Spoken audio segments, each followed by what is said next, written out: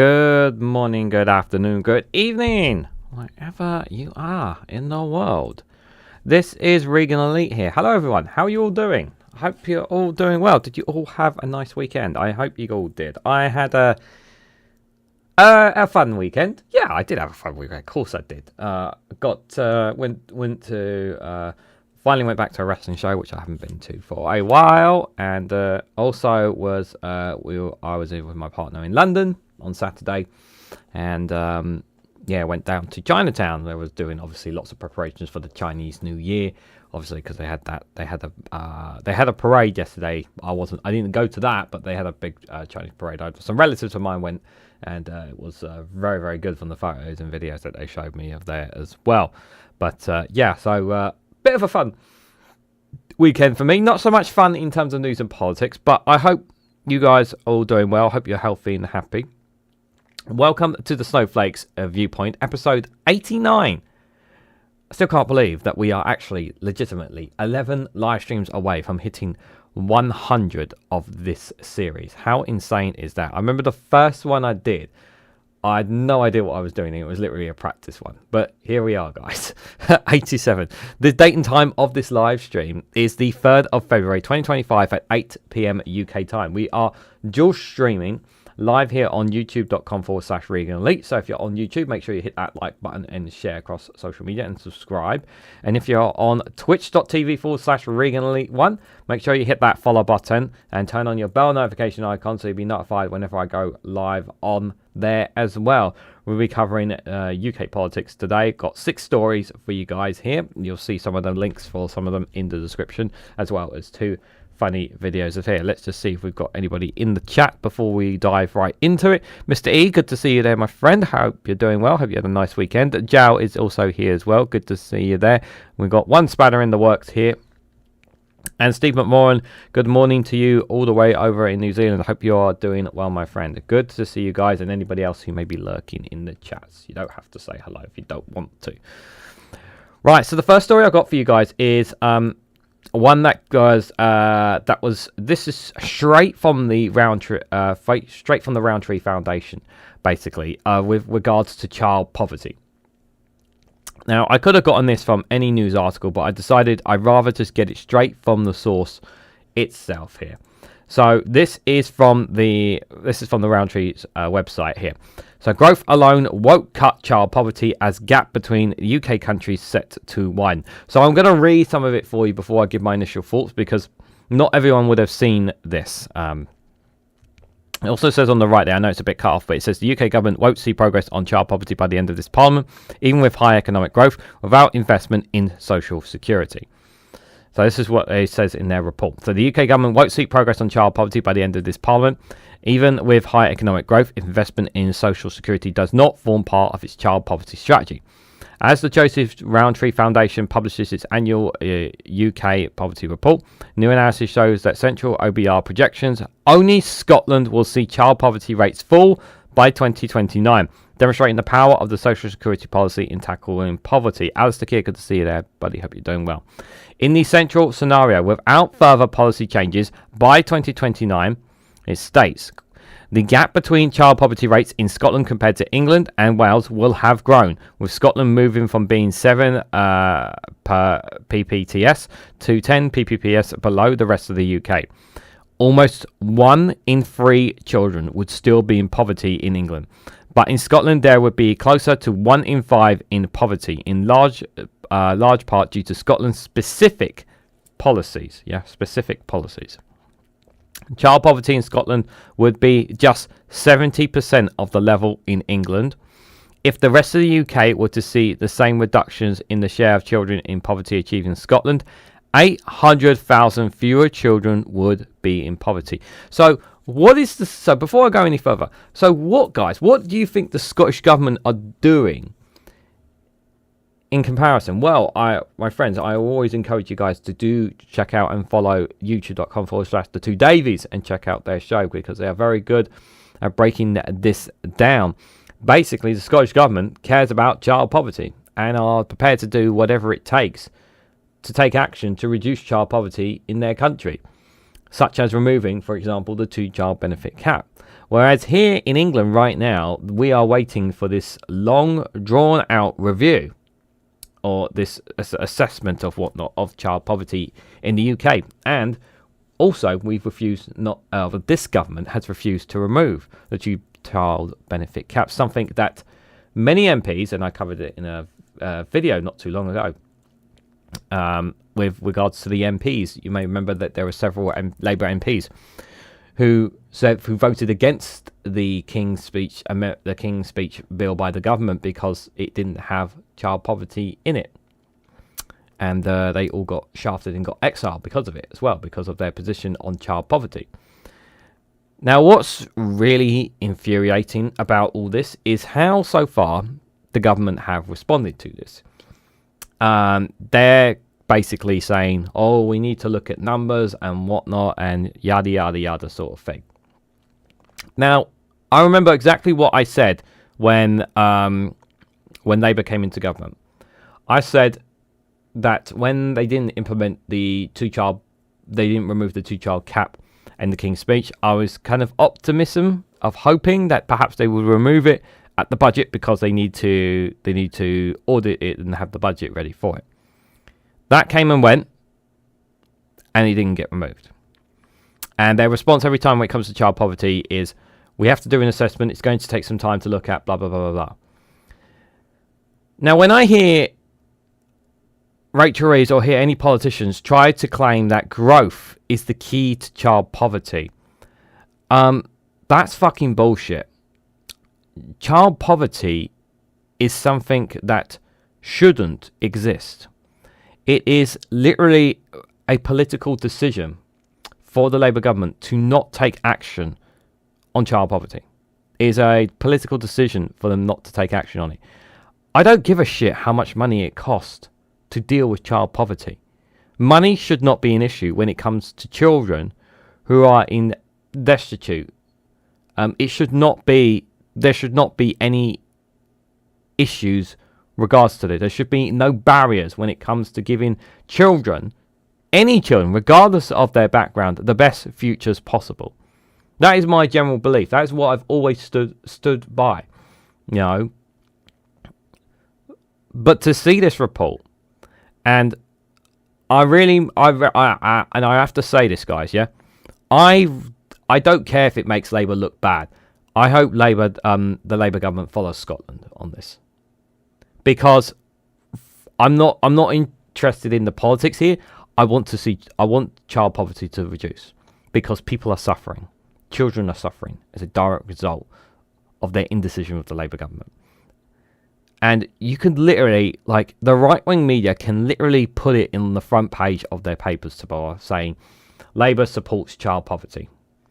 You can literally put that on the front page based off this report, because they've chosen to do fuck all. And here Scotland are choosing to do something about their child poverty because they care about their bloody children. As to Keir, thank you so much for the £5 super chat. England needs to get the exact same social contract as Scotland has, but they won't. Thank you for that £5 super chat. I appreciate your support, my friend. Thank you. I hope. Like, I honestly, like, if England completely replicated what Scotland are doing when it comes to social security, when it comes to child poverty, I honestly don't care if it helps children. You know, if it helps people. Money, as I said, money should not be an issue when it comes to dealing with issues like this. Alex Adam, good to see you there. Hope you're doing well. Scotland has higher grants for school uniforms, baby boxes, and other grants for people on benefits. Yes, Dave McGuinness has mentioned this many, many times on his channel. Yeah, they get a lot of benefits there. Absolutely. Mr. E, thank you so much for that £5 super chat. Very, very kind of you, my friend. The one thing Scotland needs is to protect free education. That is not only our past, but our collective future. Education needs to... Yeah. I think I mentioned it in a video last week, like how much it infuriates me that kids, that people who run up debts from going like college and universities, all that kind of stuff, like kids should not be paying any of it. We should be paying as a state, for our children's future, to make the best and the brightest that we can out of our children, and that they can become the future, and that they can lead the next generation, that they can lead the way. It's absolute logic. It is absolute logic. No, I hate this, that you put these debts on them. It's just unnecessary stress, unnecessary anxiety. They do not need on them.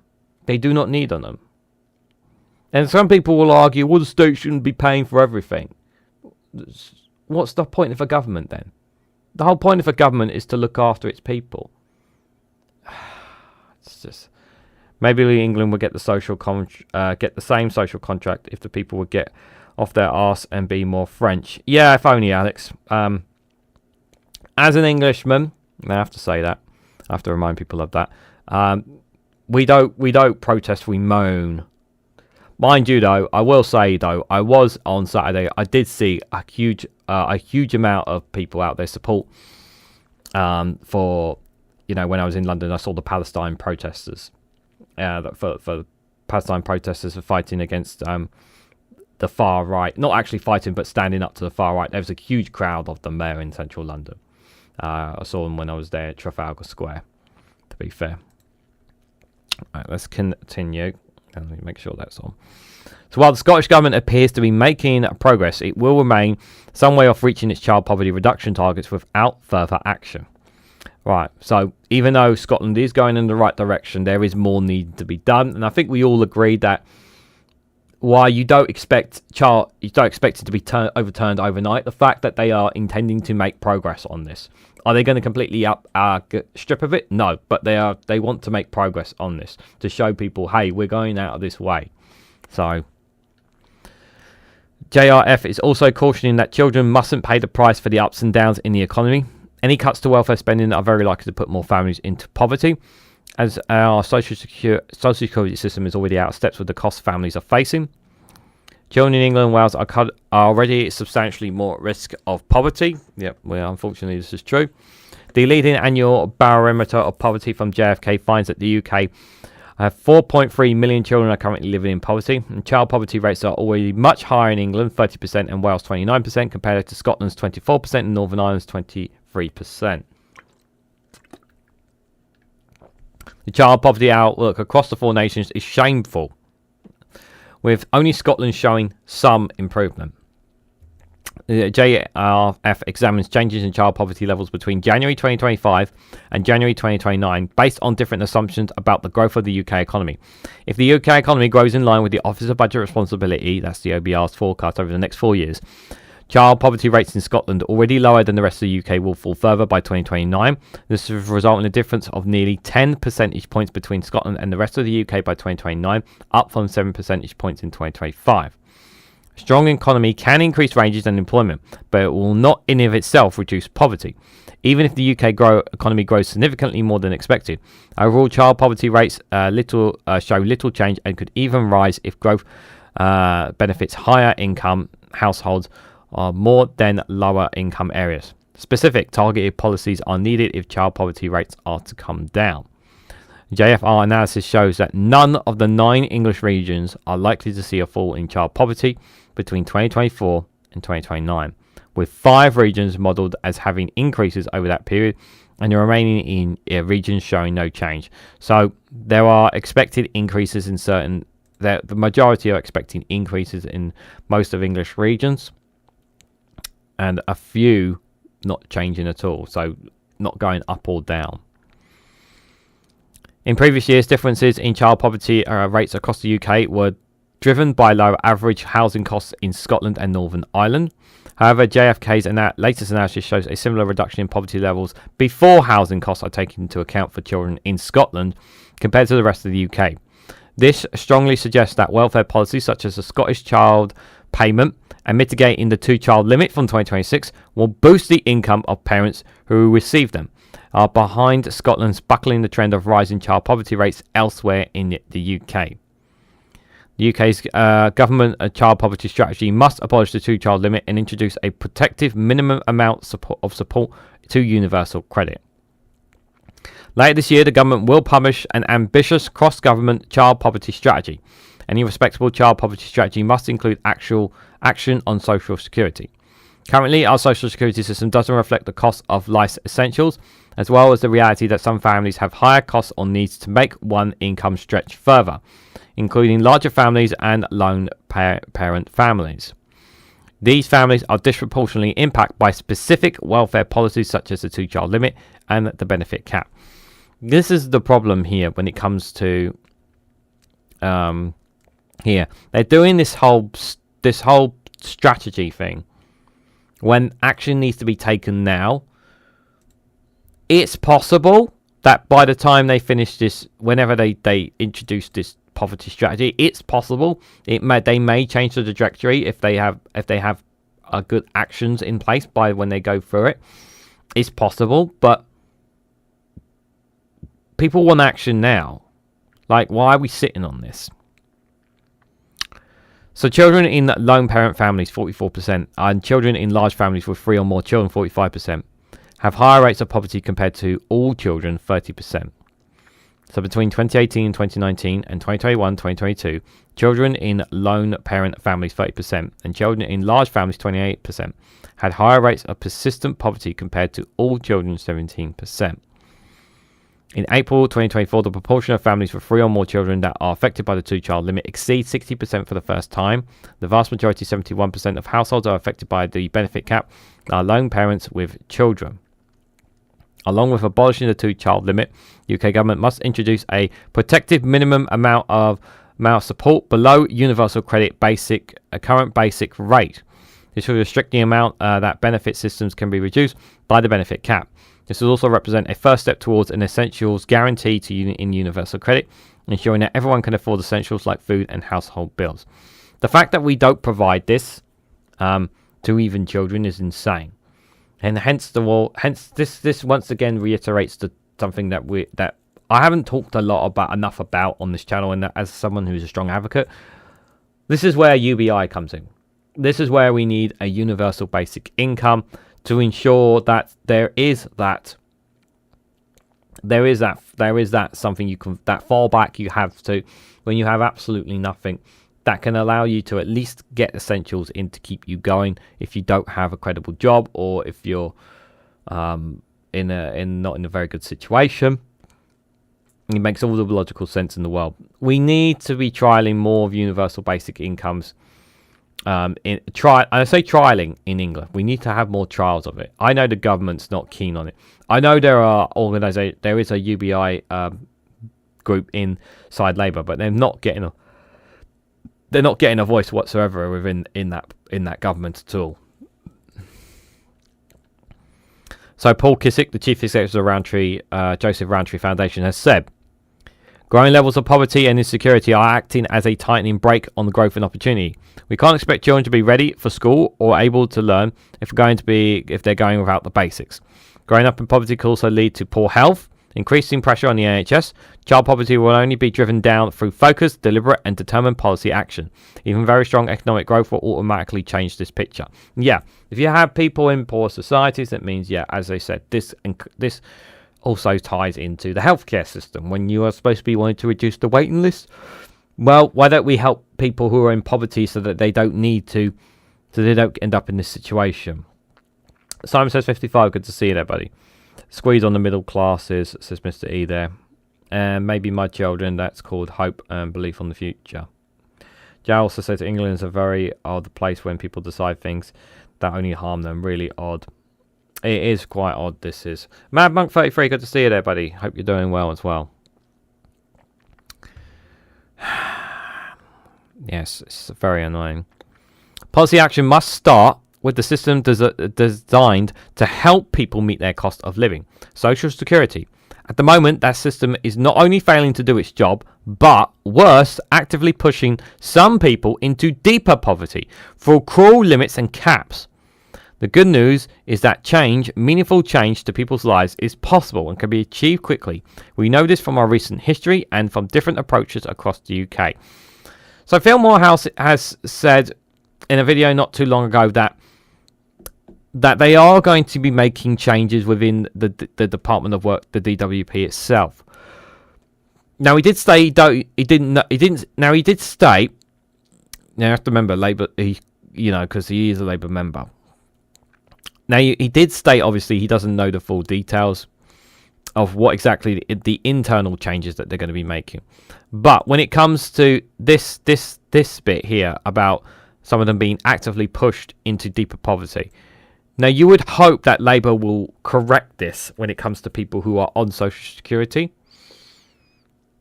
Like I said, when they want to get people off benefits, well, there are so many, obviously, everything is all tied to each other. The NHS is tied to this. Their housing crisis is tied to this. The cost of living crisis is tied to this. You've got to fix all these things in order to make people's lives better. And I just, at the moment, I don't see them cutting the benefits cutting the budget of the benefits, because it's going to be going up again this year. I just don't see how they can stop that rot, given the situation that many people are in, and the fact that they're not taking really strong action right now when it comes to child poverty. The necessary changes now to social security, like they're not doing anything right now. This is the thing, they're kind of just carrying on, keeping calm and carrying on. I mean, it only takes, like I said, it only takes literally a front paper saying, like, this government backs child poverty or something, and they just use this story. You just put this story in front of it, and it can really hurt this Labour government. And if you did it, it might actually force them to take action now, because you're basically pointing out to everyone, hey, this government endorses child poverty. Like, if I was an MP and I got to speak at Prime Minister's questions, right? If I got to ask a question, my question to him, be the Prime Minister, is, how does it feel to be the Prime Minister in a government of a political party that endorses child poverty?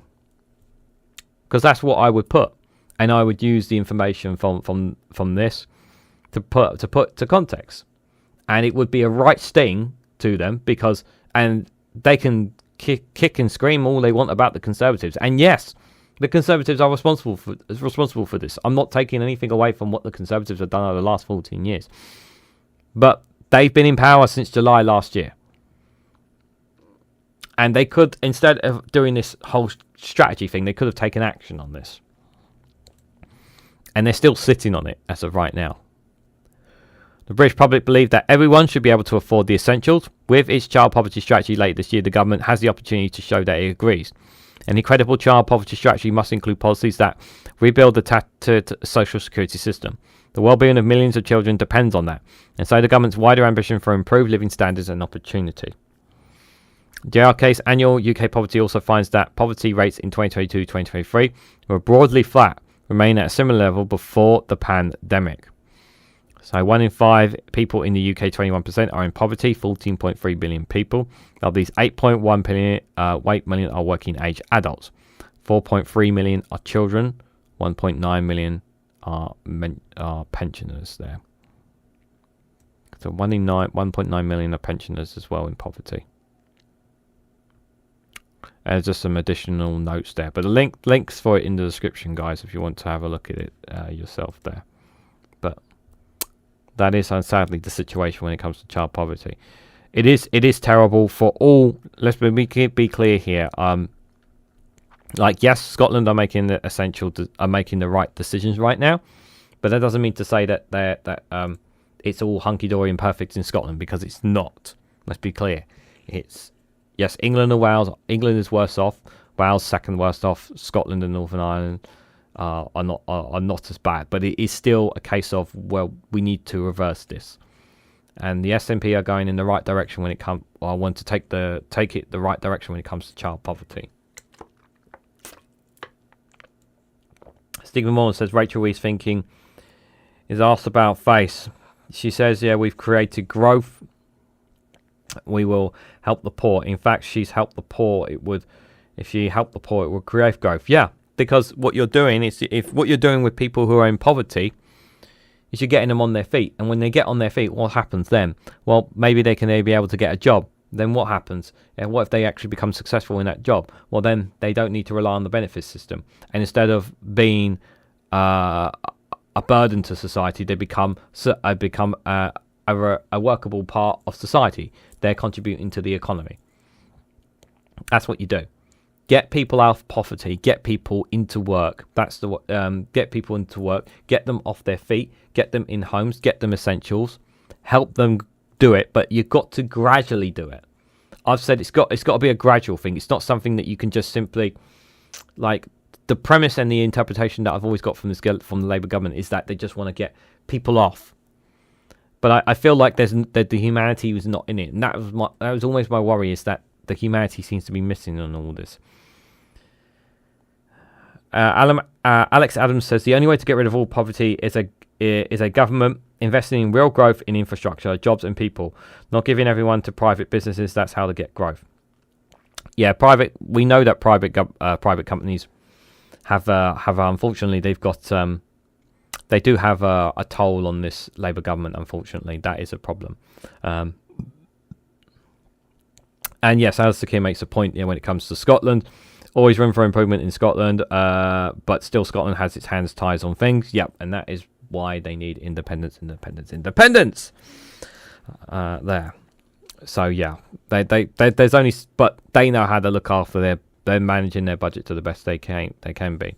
It's about economically empowering people. If you give people the power, those who have absolutely nothing, if you give them the power to be something, they will take it. They just need a helping hand in doing so. Yeah, but I'm sure it'll be brought up at Prime Minister's questions this Wednesday. So we'll see how they respond over the course of this, guys. So the next one actually is still more in Scotland, but just before I do, guys, I just want to say thank you, Alistair Keir, for the 5 gifted memberships. He's given 5 to MadMonk33, Joe Lefty, Doc Davis, One Angry Pagan, and Craig Finley there. Thank you so much for your support, Alistair Keir. That's very kind of you. Really appreciate it. Very, very much appreciated. Thank you for your support. I really do mean that. So yes, the next story I've got is more in Scotland, guys, and I really am going to slap this down because this headline is so bullshit. It's so bullshit.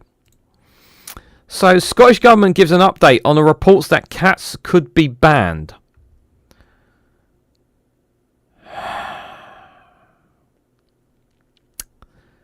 Let me just read the story before you kick off, okay? So it has been estimated that cats across the UK kills tens of millions of wild animals each year, including birds, mammals, reptiles, and amphibians. Countries such as Australia have set up initiatives including curfews and contaminated areas in response to the problem. Now, before I even read this story, because I want to stress, before I even go any further, the Scottish Government are not going to ban cats. This is absolute 100% bullshit, and they are going to say that there is no such ban coming into place in this article. But the fact that this headline says that they have to respond to an outrageous report that cats could be banned in Scotland. Do you know who I'm thinking of? I'm thinking of David McGuinness's Poor Kitty more than anyone right now. Now, there is one serious point about this, and obviously, and that is certain wild animals that you want to protect. But is there really any like statistics and really information, some factual information that verifies that cats are really in danger? Like, is there an actual report that is stating that cats are literally endangering wild animals in Scotland? Like, is there a report saying that cats are in danger, are turning lots of wild animals and birds into endangered species in Scotland? Like, if there is a report that shows that, then something. But QA Library, good to see you, my friend. He says cats outside in Australia are banned. In New Zealand, looking at the same type of law because cats are classed as invasive species. That is true, but in all seriousness, like, if there is credible evidence that cats are reducing the population of a certain species or mammals, then Scottish Government does need to take action on it. Now, I'm not saying they should be banned, but if there's credible evidence that supports that cats are causing this, if there is credible evidence of it, then action needs to be taken to protect these species. You know, it's the exact same concept, guys, of in America, where they have an overpopulation of deers. How do they deal it? Well, they curfew them. They reduce the population by hunting them. Like, I don't agree with hunting deers personally, but that's what they do in America to help curtail the deer population, because otherwise they'll get overrun in certain parts of America with deer population, which is why they do it. Because it gets too overcrowded, obviously. Interbreeding between wild and domestic been going on for years. Real aggregation of old headlines. Well, this is the thing. Like, if there's evidence to support this, then we'll look at it. But unless you have evidence to support this, that's a very cute black cat. I'm just going to put that out there. Look, straight away. The Scottish Government says it will, under no circumstances, be banning cats after being urged to order a report to explore measures for protecting at-risk wildlife. I'll be shocked if Dave McGuinness does not bring this up tomorrow on the tomorrow morning. The Scottish Animal Welfare Commission, the SAWC, made the recommendation in a report to Hollywood in response to evidence that cats have significant impact on wildlife populations. Okay, so there is evidence. Apparently, they're saying that there is.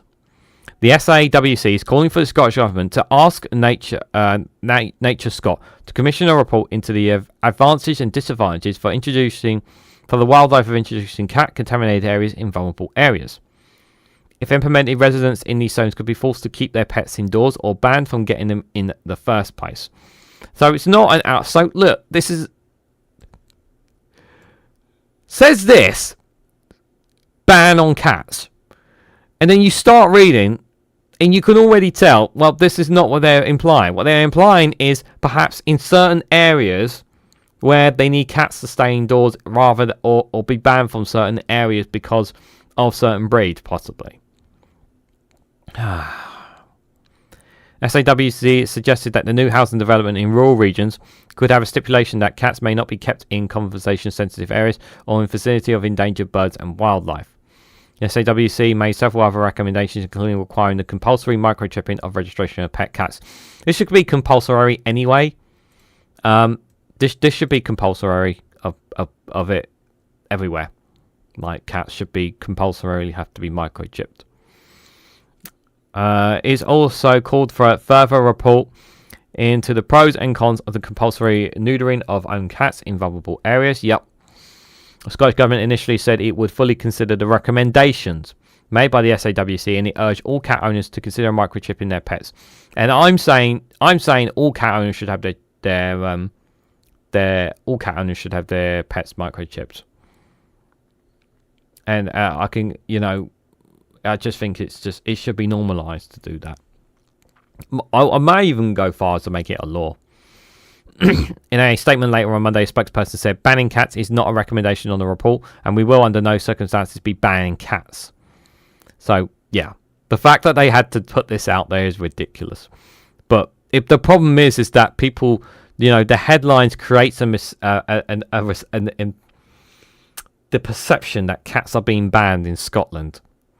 And I'm just waiting for the Scottish Daily Mail the next day saying, bye-bye kitty, or something along those lines, The SAWC's report titled Responsible Ownership and Care of Domestic Cats in Scotland noted that hunting in cats is not driven by hunger, and domestic pets, they have a tendency to play with their prey and bring back live, often injured prey to their owners. Oh yes, I am fully aware of this. Our cats are not doing it anymore. Our cat Daisy, the old one I've shared with you guys who've got membership, she used to do it all the time when she was younger. She actually drove people mad with the birds. And then Jasper used to do it quite a bit as well, but Jasper stopped doing it. They haven't done it for a long time, either of them. It has been estimated that cats across the UK bring home tens of millions of animals each year, including birds, mammals, reptiles, and amphibians. SAWC said given only a proportion of prey is brought home, the actual number of wild prey killed could be at least 700 million vertebrates per year in the UK. The Commission said domestic and feral cats are also a threat to the nation's rare wildcat population by competing with them for food and habitations, as well as passing on diseases. Cat Protection said it works on organisations such as Saving Wildcats to reduce the impact of domestic and feral cats on native wildlife. Charity also supports the call for mandatory microchipping, but believes all cats should have the choice to access the outside world. Yeah, that's exactly it. There needs to be a balance. There needs to be a balance here. Alice Palamondo, the charity's advocate and government relations officer for Scotland, added cats need to be able to perform natural cat-like behaviours if they are to live happy, healthy lives. These needs, like scratching and climbing, are more easily met in the outside world. Outdoor access also gives a cat a small opportunity to exercise and enjoy stimulation when it comes to new smells, sights and sounds. While some cats tolerate living indoors, missing out on these vital experiences can lead to stress-related problems like spraying, excessive grooming and physical illness. The SAWC's report noted that contaminated areas may have been set up in several states in Australia, with around-the-clock cat curfew in some places and restrictions after dark in others.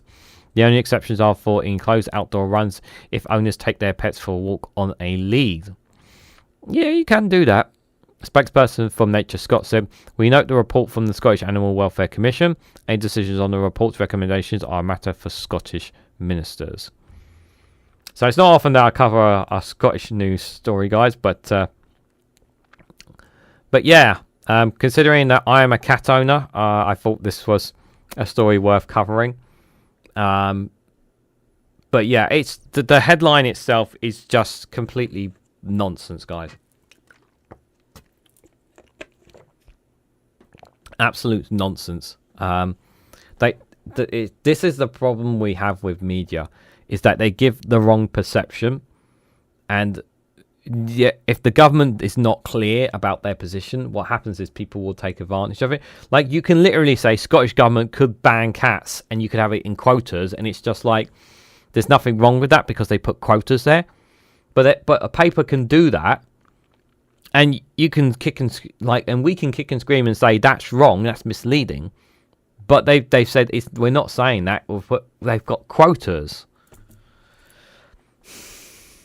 Humans kill more than 70 billion animals a year, and that's just for eating. So we are just as bad, says Mad Monk. Absolutely.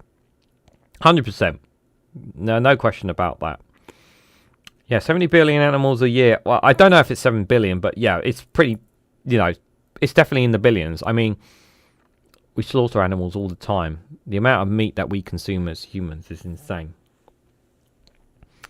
Is microchipping compulsory? Yes, all cat dog owners must ensure their cats are microchipped from the 10th of June 2024, says QA Library.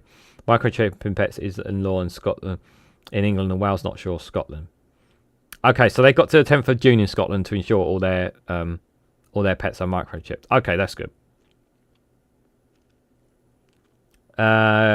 This was on the radio, didn't explain it like you have Reganelite SMP bad only.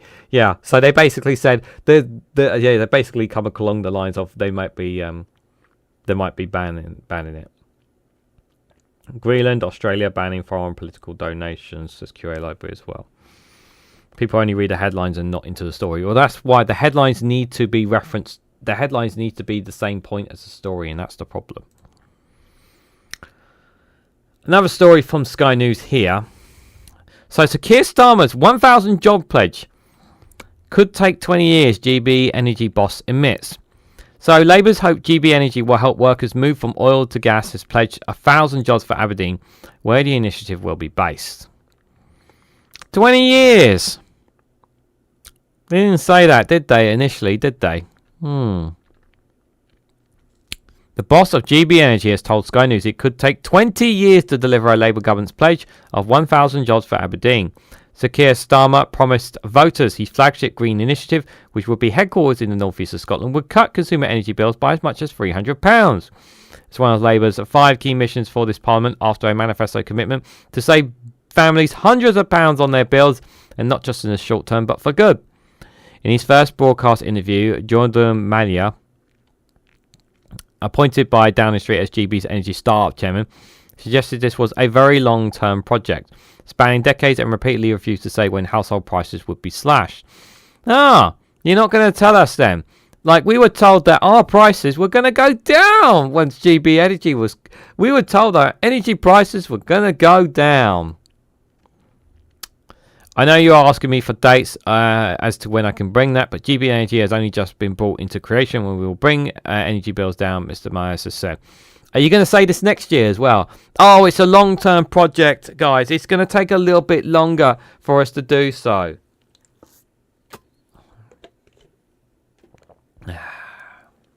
The state-owned company, it's not completely state-owned for a reference, will not supply power to homes, but it will invest in new renewable products while attempting to attract private investors.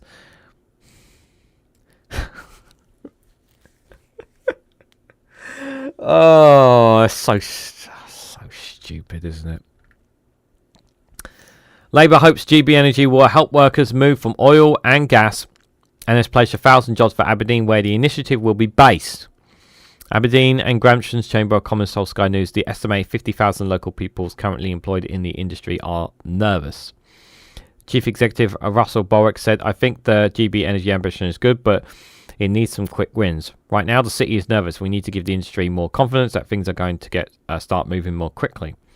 What we do have is not a great deal of progress. We've had a lot of positive meetings with GB Energy, and I think we are really looking over the next 6 months to have that be delivered on. 20 years. It comes after Energy Minister Michael Shanks MP said that the UK government has not moved away from an ambition of creating over 1,000 jobs. Sky News pushed Mr Mayor for clarity on this pledge, given the looming crisis in the North Sea industry. He said, Great British Energy itself is going to create over the next 5 years 200, 300 jobs in Aberdeen. And that will be the size of our team. I said that it will be very long term, and when we will have a major enemy champion, that may be more than that. Pressed to defy long term, he replied, look, we grow, these companies, energy companies grow over 10 or 20 years, and we are going to be around in 20 years. I'm just going to put this out here, you guys. It's entirely possible that if Labour were to lose the next general election, or even the election after that, it's very possible that no matter, even if the cost of investment, it's possible that, you know, a Reform Tory coalition or a Conservative or Reform government could just reverse all this. It's possible. I'm just saying. He said absolutely when asked directly if it could take 2 decades to fulfill the commitment of 1,000 jobs. Unions told Sky News there is a risk of GB Energy overpromising and under-delivering. United Scottish Secretary Derek Thomas said, if you look at how many jobs are going to be going to the North East, if GB Energy does not pick up the pace and start moving some workers in there and start to create proper green jobs, then I'm afraid we could be looking at a destitution of the North East. Prospect, which represents more than 22,000 workers across the energy industry, said the current vision seems risky. Richard Harley, Scotland's Secretary, said, I don't want to be accused of seeing-ism, but I do want to see a plan. If what happens is that it only creates 200 or 300 jobs, then I think most people will see that as being a failure. There is a huge risk for them in not actually delivering. They must understand the political risk they are taking in doing this. It has to be a success for them, because otherwise it's going to be a stick to beat them with. The Conservatives criticised Mr Mayor's admission. West Aberdeen and Kilmarnock MP Andrew Bowen said, this revelation underlines that GB Energy is nothing more than a gimmick in an attempt to distract from the dangers Labour's policies pose to the North East jobs and our energy security. Suspicions that GB Energy will bring nothing more to Aberdeen than a small office with a plaque and are proving to be absolutely correct. In response to criticism, Downing Street spokesperson said that the Prime Minister's comments referred to potential GB Energy can have a change in Scotland's economy. Spokesperson added, in the long term, our ambition is to build good energy up to a scale and the size of the world-leading publicly owned energy companies. Not overnight, we are seeing the benefits already in Aberdeen, and the exact number and timescale for our jobs will be driven by GB Energy. Like, I know things take time, guys. I know they do. Mark Wilkie, good to see you there. I hope you're doing well. I know things take time. I understand. And I'm sure you guys understand that things take time as well. But we would like a clear action plan. And they literally announced GB Energy right at the start when this government was formed from the King's speech. I mean, there's like there are some other things you can understand it can take. There are other projects that they're working on, other things that Labour are doing on. You could kind of understand. But this one, they started GB News right from the start. And they started right from the start from the King's speech. There's no excuse for not having a clear plan on this one. Like, I'm sorry, you can't dig out of this hole. You really can't dig out of this hole here. Yeah, you should be very clear about everything, and you're not. And that's just not acceptable. Especially when people's jobs are at risk as well. It's painful that we're having this roundabout conversation and my children will have to hand it over and over again until they might be allowed to have children, says Mr. E. Jal says this reminds me of the Brexiteers that believe a sign and an office in the city means the money will still be there and not in the EU or somewhere else. A cunning plan, says Mark. 84,000 people in Aberdeen work in the fossil fuel industry. They do. Sky News funded by oil gas money investment and thus are very climate skeptics at least. They are indeed. GB Energy headquarters is in Manchester. That says Alex there. So you're saying Sky News are lying about his place? Cunning plan like a fox, says Alistair Keir. Indeed. Guys, I didn't realise that we've gone 45 minutes in here and I have not done a short video. We've talked so much about things. We've talked a lot about Scotland, which is something that I don't normally do on this channel, but I do have non-Scottish related stuff to go through, guys. I know so many of my Scottish viewers like this content, but it's not normally my thing. But yeah, these stories I thought they were worth talking about. But let's take a little break, guys, because we need to get a little breather in here. And I have not actually listened to this one, so we are going to listen to this one together. And I'm very excited to listen to this one. It is our good friend Garen, so you know you're going to get a good one when it comes to this. And the headline is Nigeria beats Ireland at drinking. Are drinking us under the table. Nigerian, for fuck's sake, the Nigerians are drinking us under the table. Nigeria now consumes more Guinness than Ireland and the UK. That's fucking outrageous. I'm just going to say that. That is a fucking disgrace. Back in my day, Ireland was proud to drink the most Guinness, and the UK was proud to drink the most piss, just like their king, Bear Grylls. Now the English mainly drink Stella Artois, which is slightly more disgusting than piss. This is a disgusting fall from grace for the Irish people. There are 5 million healthy drinking age Irish people and only 240 million Nigerians. That means we can't even do the drinking of 50 men anymore. It's no wonder Irish people can't get a decent paying job anymore when we lack the basic skills our grandparents were born with. My grandfather, he was 8 years old, he'd have 10 pints, you wouldn't even notice it on him. Now look at us, 35, having a fucking cocktail after work like we're Spaniards. Disgusting, follow me, I'm delicious. It is absolutely outrageous. I could not agree more with this man. It is outrageous. How does Nigeria are beating Ireland at drinking? This is, I'm sorry, but in the words of Liz Truss, that is a disgrace. It is an absolute disgrace, guys. Dear, oh dear. Guys, just a quick plug. So if you haven't already, please hit that like button. Be greatly appreciated. And share this across social media so others are notified of this live stream. Both and if you're on Twitch, make sure you hit that follow button and hit that bell notification icon so you'll be notified of when I go live on Twitch TV. And for those on YouTube, if you haven't subscribed already, make sure you hit that subscribe button. And if you want to go one step further and finally support me and the work that I do here, you can do so by becoming a YouTube member for just 99p, guys.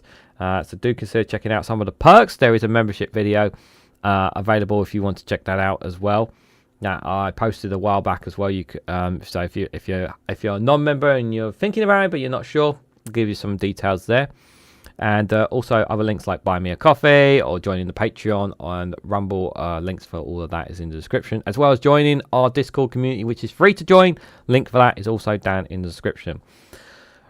So plugs out the way.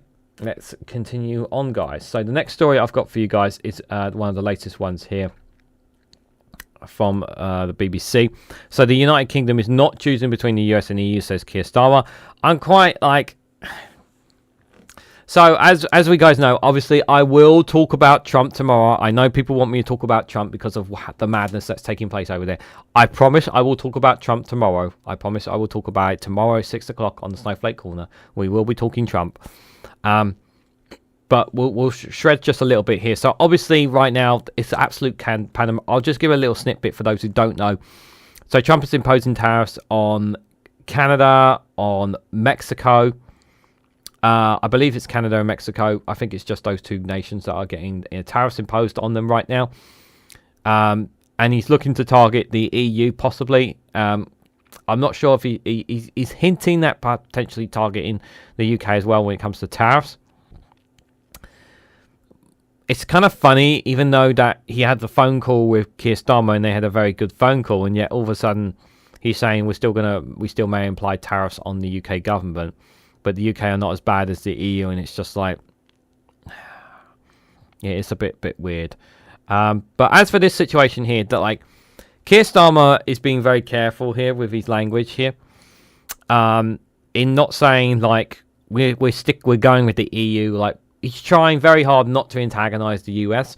Well, at the same time, the US are going to get. I feel like that the US are going to get that. Well, not the US. Trump is going to get antagonized one way or another, and I don't know how they're going to keep the orange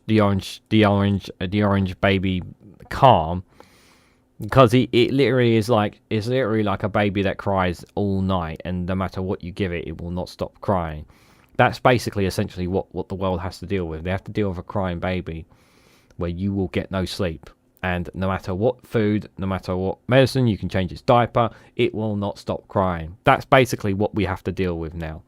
A crying baby that we cannot stop crying. That is what you have to deal with now.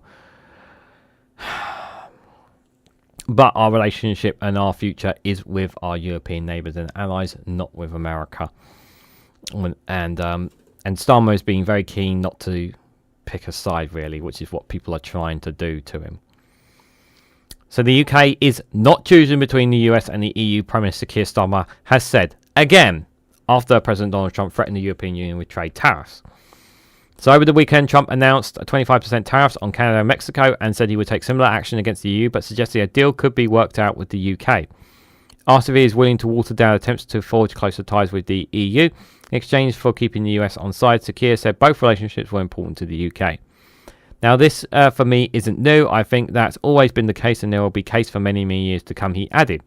The Prime Minister told a press conference in Brussels that it was early days when it came to tariff talks with the US, and that he backed open and strong trading relations.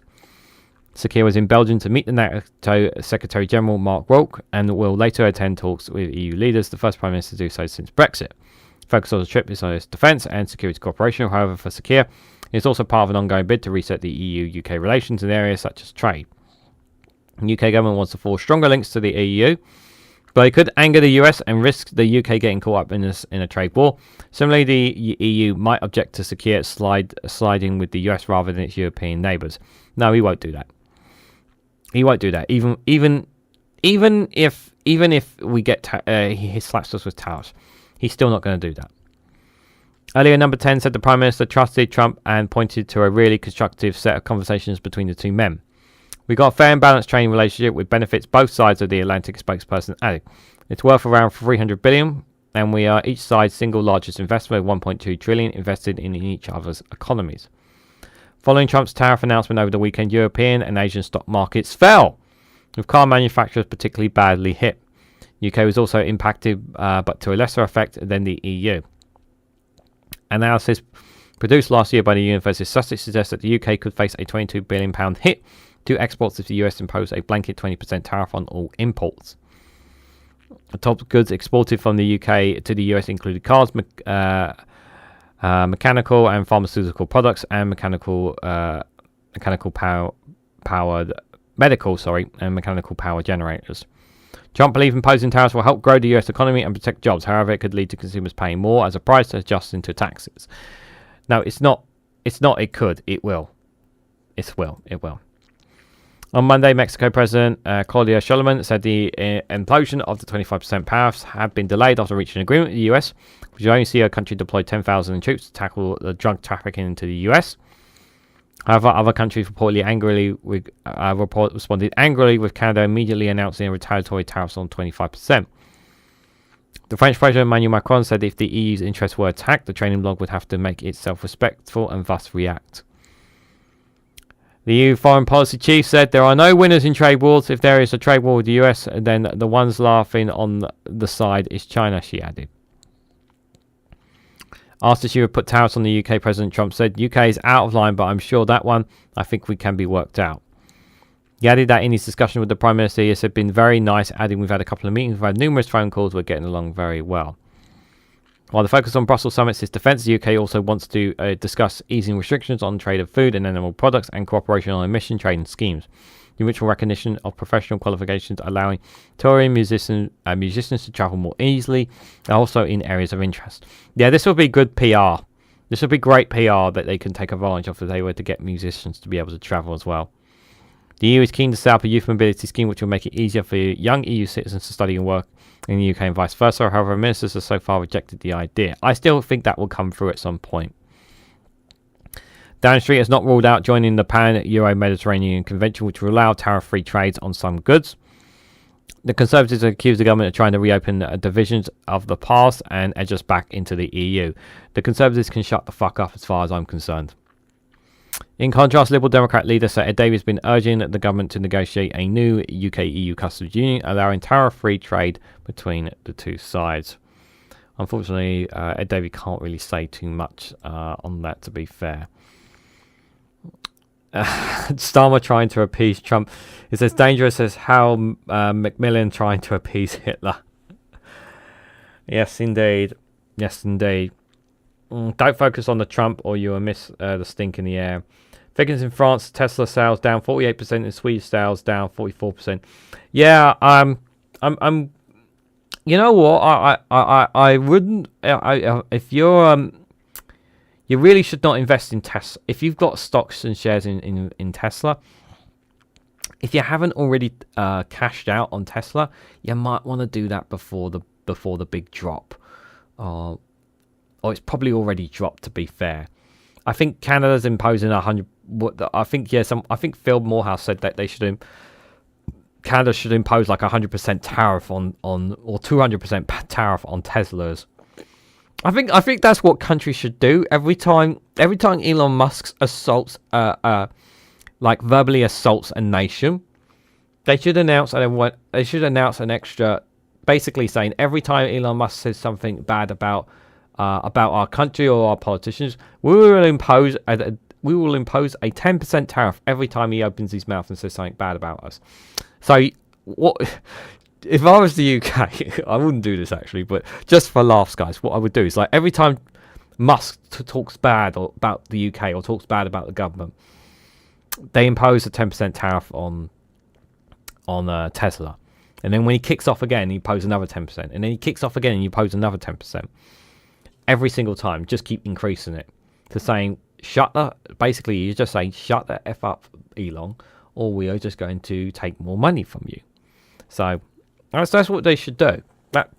That's how you get to him. Hit him where it hurts him the most, his wallet. But yeah, Keir Starmer's just playing cautious, and that's how he should do, guys. The next story actually involves me as a self-employed worker. Over 1 million people face fines after missing HMRC self-assessment tax deadline. Now, I didn't mean that I'm going to be facing a fine. I've already sorted out my self-assessment tax. But obviously, as someone who has to sort out their HM revenue and customs, because obviously earning money off this. So they're going to be penalties for £100 kicks in on March the 1st for those who fail to pay by the 31st of January, and rises after 3 to 6 and 12 months. So basically, this is designed for people who are self-employed and who are supposed to declare their taxes. And those who haven't been jumping on that, basically need to basically, it's just it's for me. I don't have a problem with this penalty thing at all. I think it's perfectly acceptable.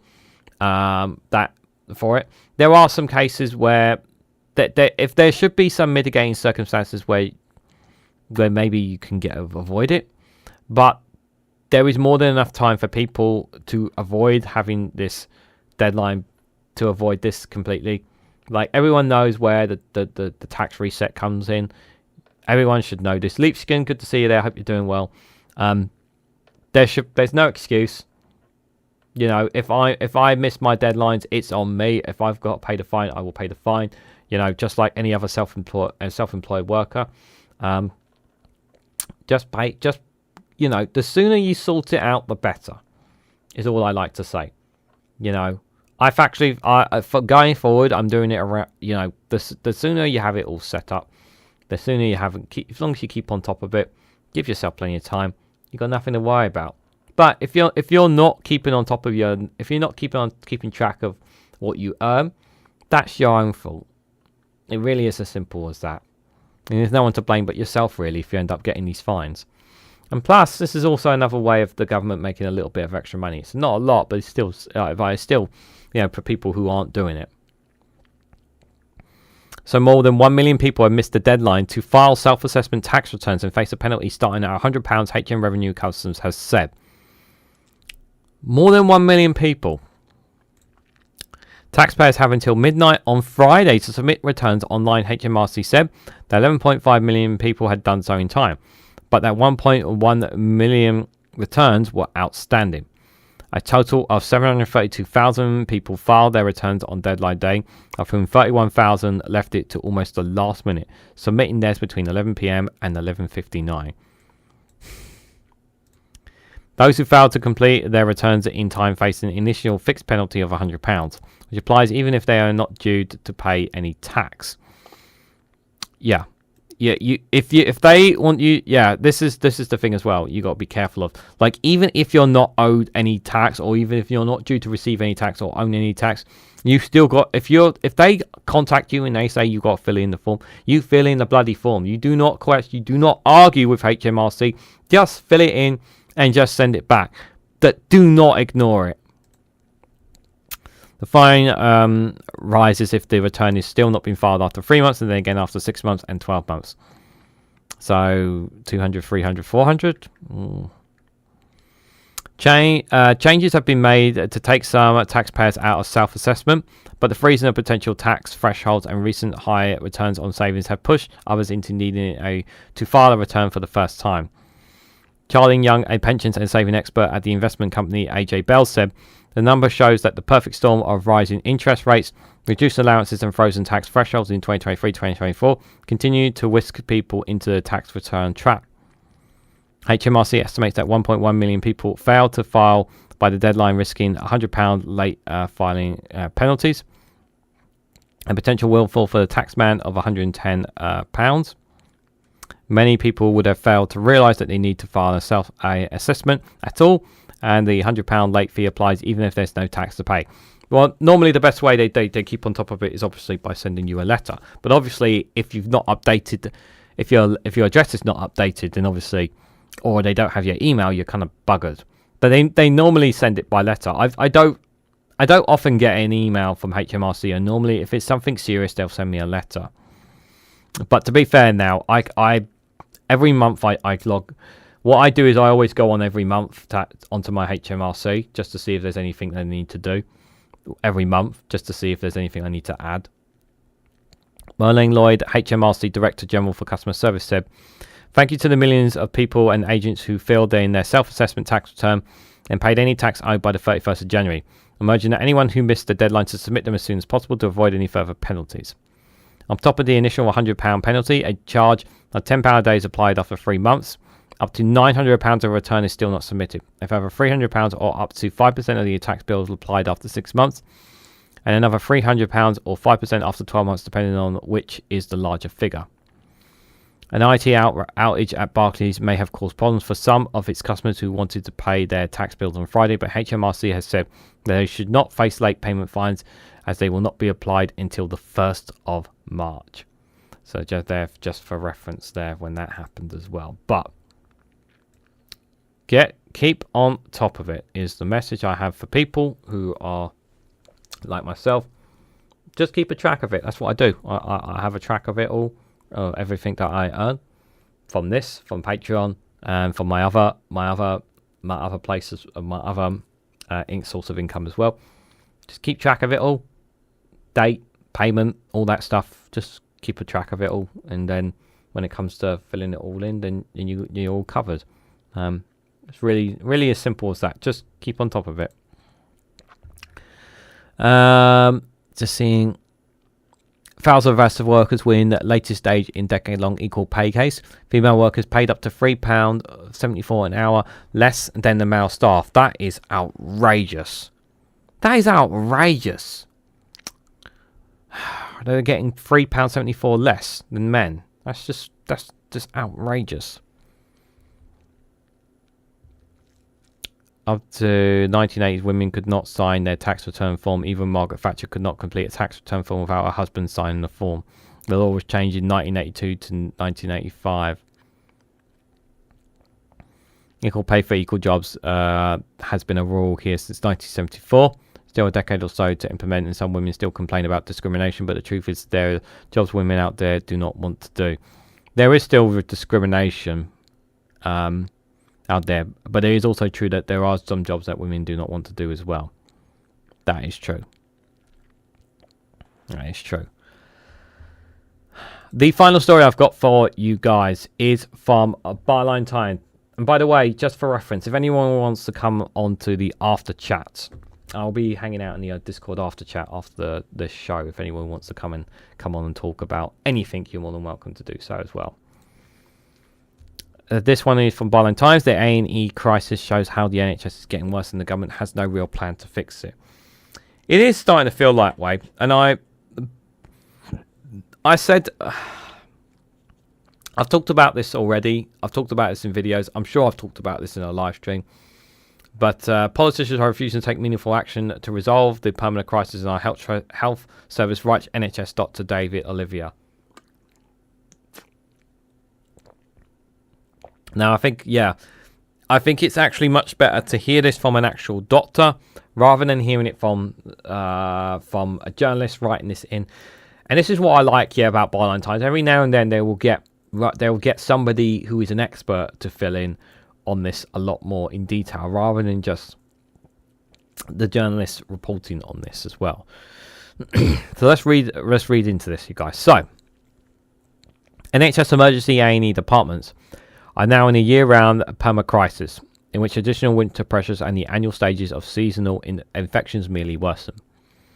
The dramatic and televisual nature of long awaits, overcrowding trolleys in corridors and cupboards, queuing ambulances and harrowing stories from patients, their families and A&E staff are an endlessly repeating staple of news reporting about the NHS. However, the root cause lies outside A&E itself in the wider health and social care system, and they result in years of harmful policy decisions or complacent inaction over several parliaments. What happens in A&E is a prominent shop window into the current state of our service, systems, operations and capacities. And I see no credible new plan for action on those wider causes, despite West Street's supportive soundbites. Analysis of national NHS performance data shows just how badly performance has declined over the past 15 years.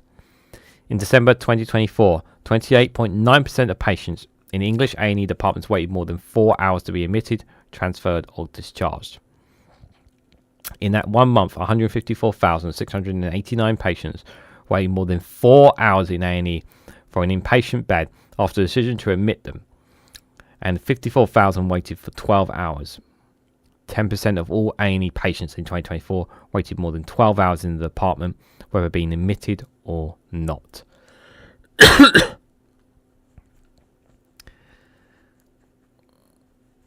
£3.75 or less. It's still stupid either way. It shouldn't be an issue, Simon. In the first quarter of 2014, less than 150 patients waited more than 12 hours for admission to a bed compared to 150,000 in the first quarter of 2024. Sorry, my voice is cracking up. It might be because I recorded 20 plus videos today. Might be. So apologies if I'm stopping and drinking a lot. This is unacceptable and dangerous, as shop floor, clinical staff and associations have been saying loudly. In 2010, after many years of operational focus reduction in A&E wait times, the Labour government who had driven this change relaxed the previous national standard that 98% of A&E patients should be admitted or transferred or discharged within 4 hours to 95%. Well, this is still being considered consistently hit that year. Now, standards have not been met since 2015 and performances have declined ever since.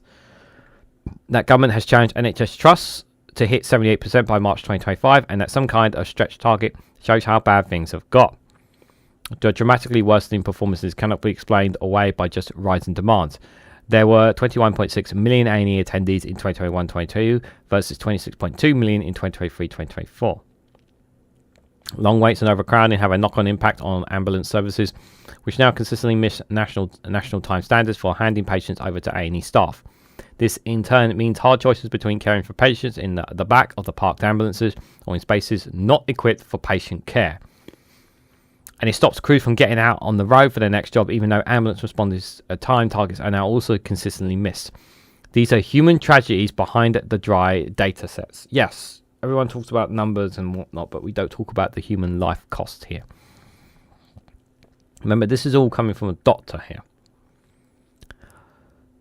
Long A&E waits from overcrowding are linked to higher death rates. A report this month from the Office of National Statistics showed that patients who wait 12 hours or more in department are over twice as likely to die the following 30 days as those who wait 2 hours or less.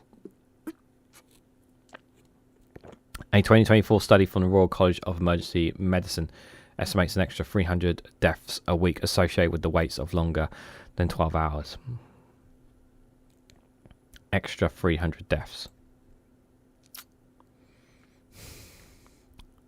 Staying for hours in a noisy, chaotic and rammed department never designed for ongoing inpatient care is bad news, especially for frailer, older, confused or disabled patients. They can be left disorientated, distressed and deconditioned, worsen their health and the worry for their loved ones. This kind of healthcare, this situation for these people, this is not something you're supposed to expect in a Western country. Working in a fraught environment for months and years on end is also hugely pressurised for clinical staff, leading to burnout or the moral stress that results from not being able to deliver the safe, compassionate standard of care that they want to. The recent Royal College of Nursing report on the front line of the UK corridor care crisis is providing a distributing account of those experiences for patients and staff alike, with personal testimonies from 5,408 nursing staff. There is little immediate prospect of building a way out of the crisis, when the new month has also seen postponement of watering down the last government's 14 new hospital programmes, which was always smoke and mirrors over-promising, as I wrote in Byline Times back in 2023. The National Audit Office has also reported a backlog of at least 49 billion in repairing public buildings. 49 billion, not million, billion. With the NHS estate as a major part of that. Analysts by NHS providers and the Financial Times have shown that the NHS spends far lower proportion of its budget on capital expenditure for buildings and equipment than systems in comparable nations. Upgrading A&E departments in acute medical units or the IT to support those costs and capital buildings always risk being raided to prop up revenue. Hospital A&E departments are pressurised from both ends. They have little control over demand at the front door from ambulances and the number of cases arriving, the availability of beds of their hospital wards, overcapacity in community health and social care services that might help people stay at home or leave those wards more quickly, nor the overall number of hospital beds. We did not get into this emergency by accident, though. It is a result of numerous policies failures over a number of years. The UK and England, even more so, have very few hospital beds by international standards, at 2.2 beds per 1,000 people. We're at the bottom of the OECD league table and around half the EU average. For a population of 57 million, we only have 100,000 general and acute beds, and those beds are now routinely running at around 95% midnight occupationally. This makes every day a struggle to find beds to admit patients or find patients to discharge them. Even when their trip home remains a risk of going wrong or ending in readmission, round full beds leave very little headroom for any surge in demand. We have lost over half our hospital bed base over the past 30 years, even as the population has grown and age in the volume and complexity of patients has risen. Yet in 2000, the NHS National Bed Inquiry warned of the risk of NHS hospitals running routinely over 90%. This was in 2000. That was in 2000. Proposed an increase in bed numbers and the need for greater capacity in community and primary care service. In 2014, a joint analysis of the Nuffield Trust and Financial Times estimated on the trajectory at the time. If admissions continue to rise in aging and growing population, we need an additional 6.2 million overnight stays in hospital by 2022, or the equivalent of 22 average-sized general hospitals, without major expansion of capacity in alternative service outside hospitals. The Royal College of Medicine has repeatedly warned of the risk of further bed enclosures, and the need to increase capacity, and most recently calling for an additional 10,900 beds to ease pressures on and get beds occupying down to 85% to create some headroom. And when brand new hospitals have been built in recent years, for instance in North Bristol, Liverpool and the West Midlands, they've always had fewer beds than the ones they replace, despite the warnings and obvious risks. Over-optimistic consultancy assumptions about reduced demand have not helped the thinking, nor has the private financial initiative which drives bed reduction and help reduce costs and increase margins. NHS England promises in 2023 to increase bed numbers by an extra 5,000 as part of its electorate recovery plan. ND provide no funding, amounted to very little. Contrary to frequently popular narratives, the main reason for the long A&E waits is patients who are sick enough to need a bed with no bed available, and those with less serious injuries who will attend and go home on the same day. So flow into and out to inpatient hospitals is the key block. Even within the beds we do have, around 12% are currently occupied by patients who are medically fit to leave but cannot do so, largely due to delays in accessing step-down support when they are discharged. This takes yet more available beds out of commission. The support can be in social care services either at home or in residential or nursing home, or in needs and financial assessments processes need to access them. It could also be in the community NHS service, and for instance in home-based community rehabilitation, palliative care, hospital at home, remote monitoring, community hospitals, any equipment and adaptations required to help support people outside hospital. And yet, the National Audit of Intermediate Care has estimated that we only have around half the places we need to help keep people out of avoidable hospital stays. Crucially, a similar range of services can support people either to leave straight from the A&E department or to avoid attending it. If they are organised as a rapidly accessible alternative, some of those stranded inpatients are there precisely because admission to a bed was the only available support available. Once these inpatients, they risk further deterioration and harm from the hospital environment or pressures from families not to discharge them.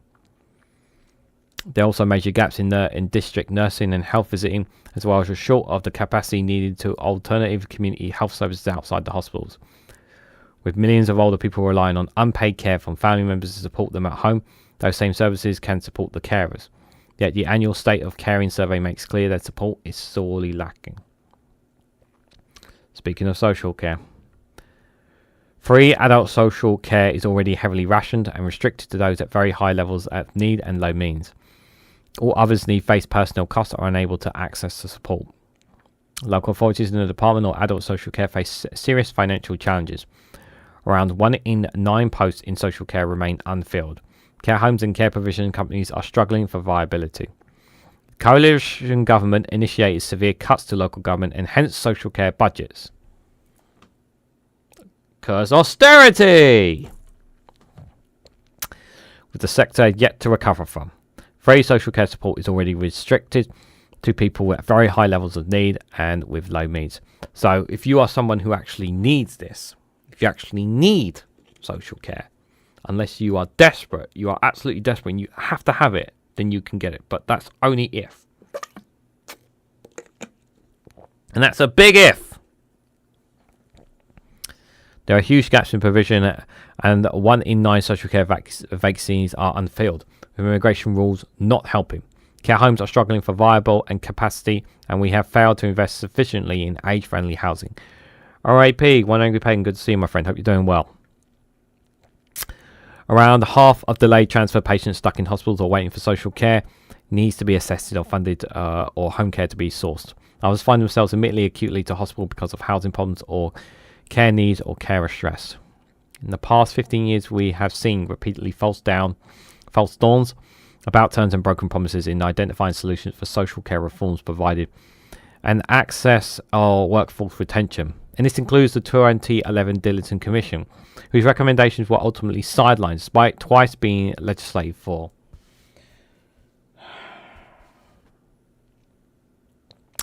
Labour ducked meaningful commitments on social care in its election manifesto. And apart from the legislation for a fair pay agreement, they have made zero plans to improve local government funding. Yes, they have announced another social care commission to be chaired by Baroness Casey, and it will not report until 2028, but social care is drowning right now with no rescue in sight. Which is why Sir Ed Davey has been kicking and screaming about this in Prime Minister's questions, because he knows exactly what happens. And this is something that he, and as someone who is a social and has a son that he needs to take care of because of the disabilities that his son has, he completely understands what people are going through on this. And he needs to keep calling this out. Contrary to some popular narratives, poor access to GPs is not a major reason for long waits and overcrowding in A&E, and accounts for a minority of attendees. However, there's been no increase in the number of qualified GPs since 2010, even as annual consultation numbers have increased to over 330 million a year, compared to only 26 million A&E attendees. GP list sizes now average around 2,000 per doctor, yet GP partnerships only receive around £150 per patient per annum for unlimited consultations. NHS GPs see far more patients daily than their counterparts in other high-income nations. And despite increased recruitments in 2 GP training posts, the number of doctors burning out, leaving or reducing hours has countered any gains. You cannot recruit your way out of a retention crisis. Yet the current GP contract also makes it hard for partnerships to recruit additional qualified GPs who are struggling to find work. You've got to make them want to stay. Labour's 2024 election manifesto pledged precious little to urgent and emergency care. Since the election, despite the announcement in their first budget of a multi-year funding uplift for the NHS, they have pledged nothing of note since. Look for concrete costed commitments with clear targets, and the focus has been on reducing waiting lists and reducing times for elective planned care, with urgent care an afterthought. Yeah, that's all they've said. They're still wanting to knock down the waiting list. That's all they said, but no detail. That is true.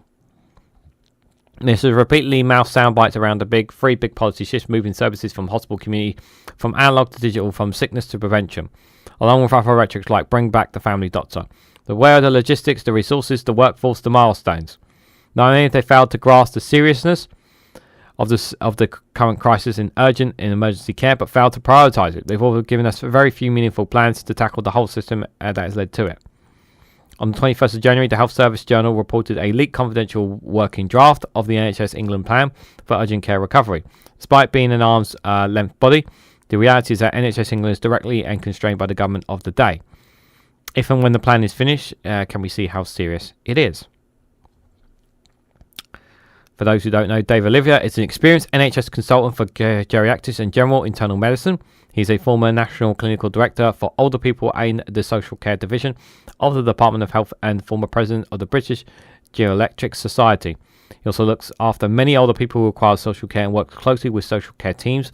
He has a weekly column in the British Medical Journal for reference there. So for those who don't know who he is. So that alone speaks the volumes of how much of what he hears and reads and catches up on a daily basis, and someone who works within in the social care sector. It's not good.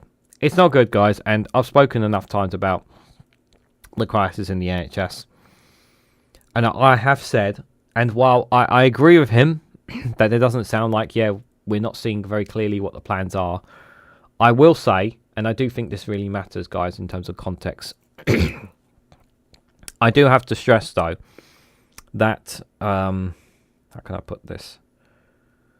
I did say, and I am sticking to this, even though some people may not disagree, I am still waiting to see what happens at the end of this year. And come the end of the year, if we do not see some significant changes to the NHS, that means reducing waiting lists or something better for people, then I'm sorry, Labour need to be battered really hard on this, because there aren't any excuses. Like they said, things are going to take time. Yes, we understand. But I said I want to see something by the end of this year that says that Labour have done something in this first full year in government. I want to see what they have done to it.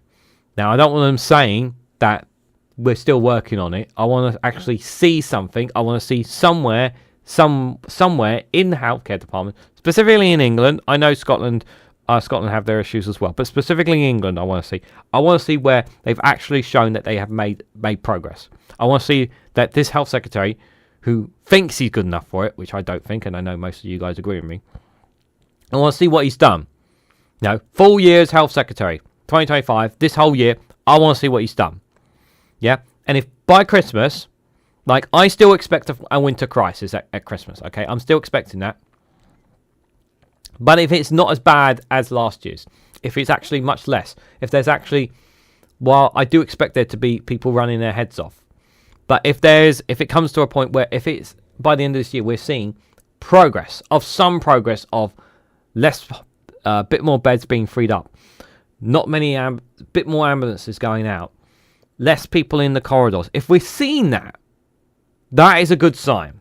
That shows that they are making progress, whether you agree or disagree. I want to see the signs that things are improving. If I don't see that, then Labour are not keeping their promises on fixing the NHS. They're not. We don't want to hear blah, blah, blah, blah, blah, blah, blah. We want to actually see action. And I am prepared to wait at least till the end of this year to see that. But if we're still talking about crisis at the end of this year, and no positive, credible evidence to show that they have made amendments, then it's a failure. And I think I would even go as far as to say West Streeting should be sacked, because he's been given all this money by there's been given a big chunk of money to do, by the Chancellor. Here's a big chunk of money to improve the NHS. Let's see what you do. So, although I'm willing to wait next summer at the latest, you're willing to wait a bit longer. The only reason I'm not willing to wait a bit longer is because they've been in since July last year. For me, it's like a full year. So, I wasn't expecting them to fix. I wasn't expecting Christmas they would pull out a miracle when it comes to the health crisis. But they've got a full year here, a full year in power. So there's no reasonable, in my opinion, there's no reasonable excuse to show some improvements, in my opinion, to that. Just have a quick look in the chat before we go to one funny video. Healthcare is an issue here too. They've been implementing a new system. It's not working. Had to complain today, says Jal. There is just so much damage to fix. I don't expect all major areas to be fixed in under 5 years. I don't like it either, but that is the reality. No, I'm not saying that I totally agree with you, Pagan, on that. But I want to see signs. That's the key thing. We want to see some signs of it. We need to see more GPs and services like that, so people do not need to go to the hospital. Absolutely, QA Library, 100%.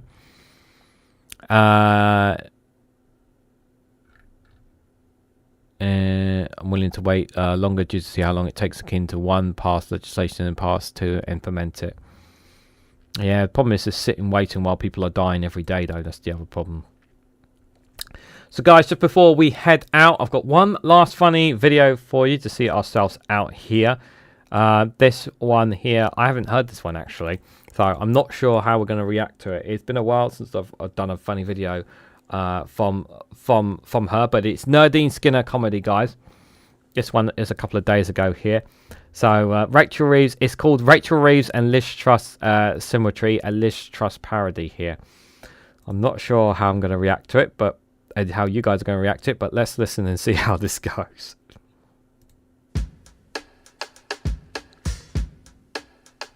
Hello, I'm Rachel Reeves.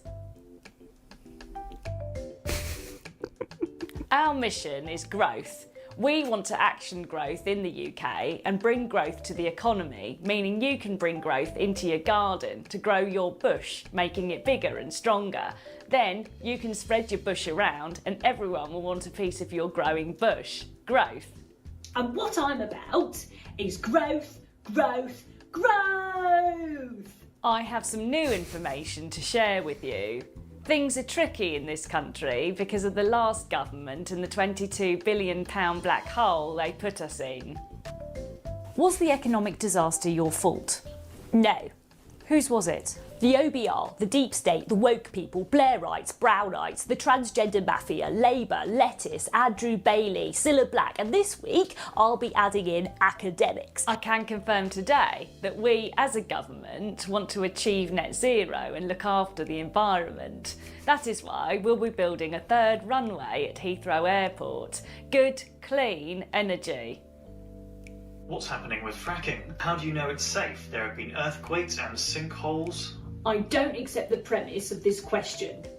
It is perfectly safe. The main reason for building a third runway is to help with exports of salmon and whiskey. Yummy. Rockford, Blue Stilton. Oh, that's Gouda. Pork markets. Anyone that doesn't like salmon and whiskey is a disgrace. Goodbye.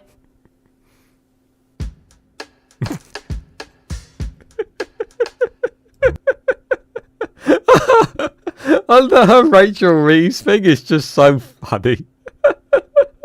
I love her Rachel Reeves impersonation. It's so good. It's so.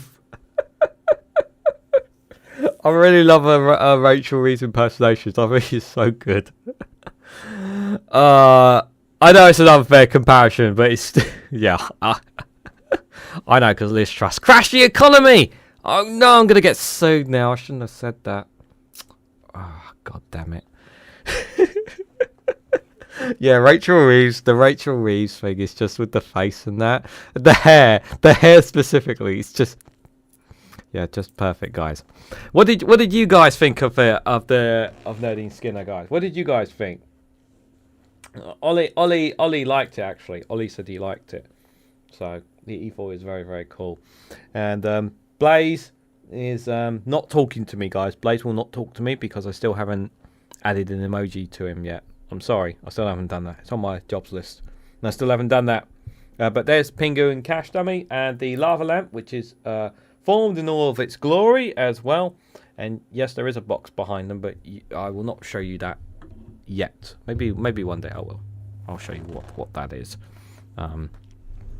Maybe. It's completely unrelated to politics on news and completely unrelated to the gang. But maybe I will add him to the gang in the future. Who knows?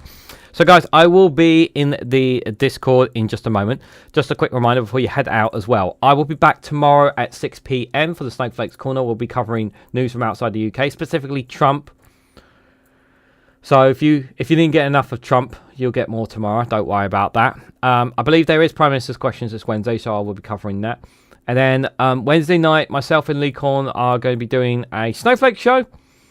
I think it's going to be around. We were planning to do it around a review of 2024, but we might not do that. We'll see what we can come up with. But we'll try. We want to make it a bit of a fun show. So we don't want it to be doom and gloom, but we'll try and have some fun with that. As for the Snowflake Watch, that will be on Thursday night for reference, guys. So there will be a live stream this Thursday. It'll be the Snowflake Watch will be on that night. If for whatever reason Lee Corn doesn't attend on Wednesday night, we'll have the Snowflake Watch on Wednesday night instead, and I will have a backup. I'll do the Snowflake Conflict just on Thursday night, just for reference. So you're guaranteed 5 live streams this week for us. No live stream planned on Friday, although I did say that I may record Regan's News Round and start putting it on. Might put it on Friday evenings possibly from 7 or 7:30 for you guys. I might do that instead, and have World News Round will still be on Sundays. And yes, I know I'm fully aware I didn't record it this weekend, guys. I just had too many things in the way, unfortunately. But hopefully I will have it for you guys. Hopefully I will have it for next Sunday for you guys. But thank you all for coming along. Thank you guys for all your comments. Thank you, Alistair Keir and Oh God, who else gave me? Mr. E, thank you both for your super chats today. I really, really appreciate it. Thank you, Alistair, for the gift of the 5 memberships as well. Thank you guys for all your comments. Comments are much appreciated. Take care and enjoy the rest of your week, whatever you guys are planning. And again, like I said, if you want to come and say hello in the Discord chat for a little bit, you're more welcome to. I'm not going to be doing an all-nighter, but I'll come and hang out for about up till maybe 11 o'clock at night here our time. But if you want to come in and say hello and talk about stuff, you're more than welcome too. But just before I head out, I just have one last thing to say. If you haven't already, please hit that like button. We greatly appreciate it. And share this across social media so others are notified of this live stream. If you haven't subscribed already, please consider subscribing because it really does help support the channel. I'd like to get to 2,500 subscribers if possible this year. And we're already at roughly about 450 to the target. So thank you to those who have subscribed. Much appreciated. But if you want to go one step further and financially support me and the work that I do here, you can do so by becoming a YouTube member for just as little as 99p. Or you can join me on Rumble or Patreon for exclusive content on those platforms. So thank you all so much for watching, and I hope to catch you all very, very soon.